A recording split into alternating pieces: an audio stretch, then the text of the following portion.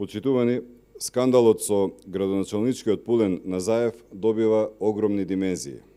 Тој не само што бесправно лишел од слобода граѓанин во својот кабинет и притоа го измачувал, тепал и навредувал, туку и пријавата за ваквото негово однесување мистериозно се претворила во обична поплака за која МВР не е должно да постапи.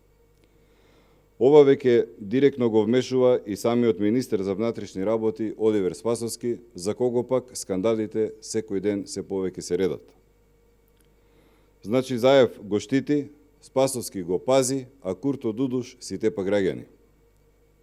Затоа премиерот Заев молчи, а Спасовски купува време. Практично зомби системот каде криминалот и корупцијата се во најдобра спрега го штитат градоначалничкиот Пулен Назаев. Според информациите кои излегува во медиумите, лицето кое било тепано и измачувано во градоначалничкиот кабинет пријавило во полициска станица Чаир на 1 мај 2019 година.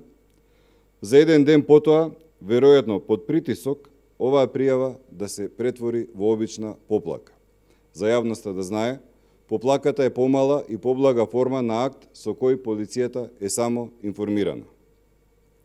Од снимката која ја емитуваа медиумите, јасно се слуша дека Курто Дудуш, додека го тепа и измачува лицето во својот кабинет, му кажува дека е близок со министерот Оливер Спасовски, дека комуницира со него лично и дека секој оној кој што му се спротивставува или го тепа, или му прави да има проблеми со полицијата. Ете го одговорот како се заташкал целиот овој скандал и во кој очигледно имаат вмешано прсти високи полициски функционери, ако не и самиот Оливер Спасовски. Потребни се одговори директно од Оливер Спасовски, бидејќи ако ова е точно, а сепак се работи за официјални документи од МВР, тогаш полицијата и Спасовски стануваат соучесници во изживување, тепање и навредување на граѓани во функционерски кабинети. Очекуваме веќе трет ден и премиерот Зоран Заев, а сега веќе и иден министер за финансии, да го осуди овој чин на насилство од страна на неговиот сопартиец и градоначалник Курто Дудуш и да побара негова оставка.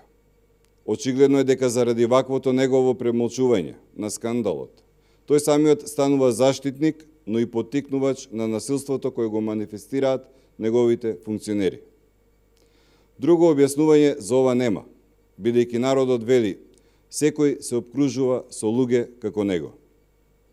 Веројатно затоа, наместо да побара оставка од Курто Дудуш за овој скандал, тој го разреши Тевдоски, кој и покрај сите штетни економски политики, сепак никогаш не затворал, измачувал и тепал луѓе во својот кабинет. Овој скандал со насилството во кабинетот на градоначалникот во Шуто Ризари отиде предалеку за да може Заев да го сокрие или да го сопре. Сега, освен што Курто Дудуш треба да си поднесе оставка и тоа неотповиклива, МВР ќе треба да даде одговори дали и под чиј притисок е променета пријавата на тепаниот граѓанин во обична поплака. Истовремено, случајот наместо МВР треба да го превземат директно Народниот правобранител и јавното обвинителство како две директно повикани институции кои треба да го процесуираат овој случај, но и да го откријат и соодветно санкционираат. Ова е тест за правната држава и владењето на правото, принципи без кои што секако не е можна евроинтеграција.